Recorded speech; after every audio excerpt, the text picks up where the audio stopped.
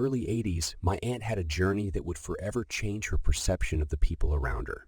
With a nurturing nature and a deep desire to help others, she landed her first job as a caretaker at a nursery school in the town of Maplewood. Every day was filled with the joyous laughter of children, their innocent voices echoing through the halls. Maplewood Nursery seemed like an ordinary place, located amidst a serene landscape of towering trees and vibrant grass. The children thrived under my aunt's care, their days filled with meals, playtime, and endless laughter. Life at the nursery was everything my aunt had desired, a fulfilling role that brought her immense joy. Yet, there were peculiar rules in place that piqued her curiosity. Some rooms were strictly off-limits to new staff members, deemed too challenging for the inexperienced. As she passed by those forbidden doors, my aunt couldn't help but hear disturbing sounds emanating from within. The cries, screams, and frenzied commotion painted a disquieting picture of unrest. It sounded as if the children inside were engaged in chaotic battles, their fists pounding against the walls, their bodies colliding with the door. Driven by curiosity and concern, my aunt sought answers from the main senior caretaker, Mrs. Margaret. She inquired about the mysterious rooms and the children confined within, but the response she received only deepened the enigma. Mrs. Margaret cryptically referred to them as children with Factor X, explaining that senior staff members were responsible for their care due to their unique needs. The term baffled my aunt, leaving her with more questions than answers. Days turned into weeks, and the nursery's secrets continued to gnaw in my aunt's mind. She scoured her high school and college literature, seeking any mention of the enigmatic children X. To her surprise, she found no reference to such term. Even her former teachers were equally ignorant, having never encountered such a concept. A turning point arrived one morning when my aunt witnessed a child unknown to her, sprinting frantically outside the nursery. The child appeared malnourished, pale and scarred, devoid of the innocent joy radiating from the other children. The child looked unfamiliar. It might be some local kid playing a cruel game and making fun of nursery children. How rude, she thought at first. But then, before her eyes, guards dressed in white pursued the fleeing child, forcibly returning them to the confines of the nursery. The child's desperate screams echoed in the air as he pleaded for release, insisting on his innocence and pleading for mercy.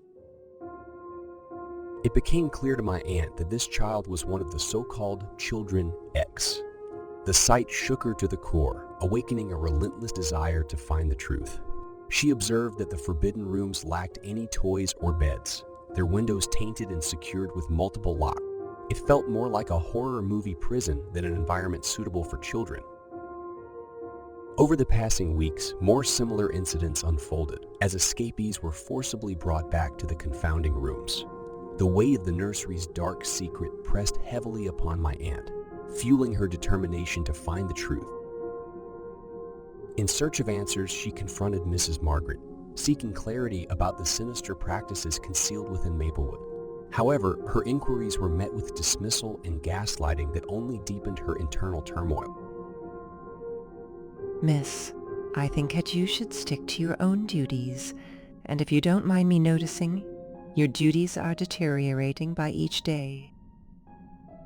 Unable to reconcile the reality she witnessed with the denial around her, my aunt sought solace in therapy.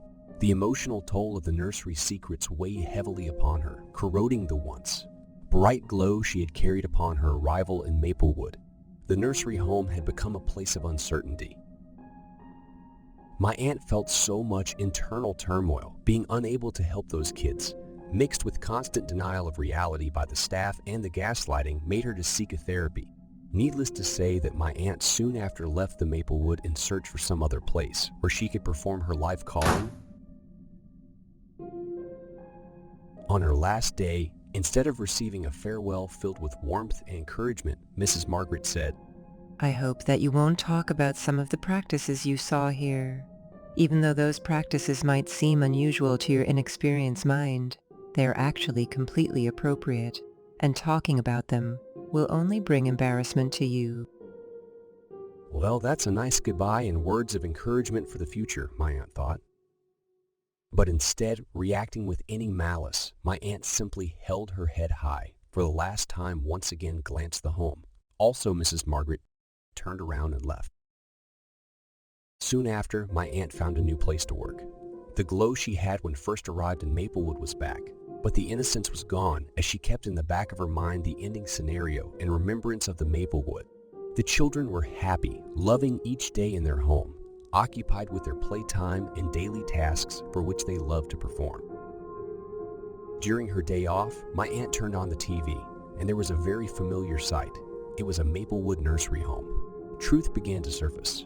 News reports exposed alleged abuse within the walls of Maplewood, sending shockwaves through my aunt's being. The mixture of sadness and relief overwhelmed her as she hoped for an end to the suffering endured by those innocent children. However, a deeper revelation awaited her. The survivors who shared their testimonies on television were not children. They were grown adults, some older than my aunt herself. Their lives had been marred by the horrors of Maplewood, with some even resorting to gruesome acts as a result of their traumatized pasts. The news struck my aunt like a bolt of lightning. Maplewood had been shrouded in darkness for decades. The television screen held her gaze as she absorbed the shocking revelations. The following week, news reports emerged, revealing the charges against several staff members, including Mrs. Margaret. The glow she had once possessed returned, but it was tinged with the loss of innocence and the remembrance of Maplewood. The children under her care once again found happiness, but my aunt carried the thoughts of her past experiences, forever transformed by the haunting truth she had witnessed. Hope was born within my aunt's heart, yearning for Maplewood's walls to be filled with appropriate, caring staff and the laughter of children. She knew deep down that the concept of Children X was nothing more than a sinister fabrication, an excuse to hide the institutionalized horrors inflicted upon the innocent. And the hope remains that the walls of Maplewood Home will finally be filled with appropriate, generous staff and children. Just children, because there is no such thing as Children X.